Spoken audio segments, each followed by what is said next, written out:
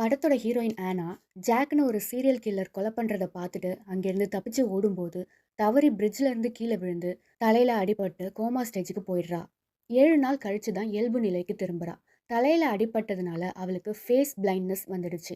அதாவது அவளால யாரோட ஃபேஸையும் ரெகக்னைஸ் பண்ண முடியாது. ஒவ்வொரு தடவை கண்ணை சிமிட்டும் போதும் ஒருத்தருடைய முகம் வேற ஒரு முகமா அவளுக்கு தெரிய ஆரம்பிக்குது. இதனால அவளோட ஹஸ்பண்ட கூட அவளுக்கு அடையாளம் தெரியல.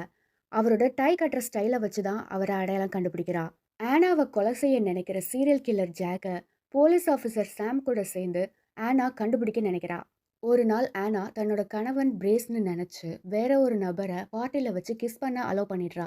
இதை பார்த்த பிரேஸ் ஆனா மேல கோவப்படுறான். ரெண்டு பேரும் ஒரே மாதிரியான டை கட்டியிருந்ததுனால இந்த மாதிரி தவறு நடந்துட்டதா பிரேஸ் கிட்ட ஆனா எக்ஸ்பிளைன் பண்றா. ஆனா பிரேஸ் அதை நம்பாம ஆனா மேல கோவப்பட்டுட்டு அந்த இடத்த விட்டு போயிடுறாரு. கொஞ்ச நாள் கழிச்சு பிரேஸ் ஆனாக்கு கால் பண்ணி மீட் பண்ணி அப்பாலஜி கேட்குறாரு. 1 மினிட் வெயிட் பண்ண ரெஸ்ட் ரூம் போயிட்டு வரேன்னு அங்கேருந்து போறாரு. சீரியல் கில்லர் ஜாக் பிரேஸை அடிச்சு போட்டுட்டு பிரேஸோட உடைகளை அணிஞ்சிட்டு ஆனா கிட்ட வந்து பேசுறான். ஆனா டை கட்டுற ஸ்டைலை வச்சு ஏதோ டிஃப்ரெண்டா இருக்குன்னு கண்டுபிடிச்சிடுறா. தன்னோட ஃப்ரெண்ட் போலீஸ் ஆஃபீஸர் சாமுக்கு தகவலை சொல்லிடுறா. போற வழியில ஆனா ஜாக்கோட முகத்துல பெப்பர் ஸ்ப்ரே பண்ணிட்டு தப்பிச்சு ஓடுறா. சாம் அந்த இடத்துக்கு வந்து ஆனாவை காப்பாற்ற முயற்சி பண்றான். ஆனா ஜாக் சாம் மாதிரி உடைய அணிஞ்சு ஆனாவை கன்ஃபியூஸ் பண்ணிடுறான்.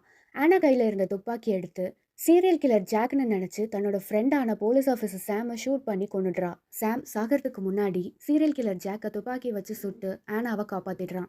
இந்த வீடியோ பிடிச்சிருந்ததுனால லைக், ஷேர் அண்ட் சப்ஸ்கிரைப் பண்ணுங்க. தேங்க்யூ.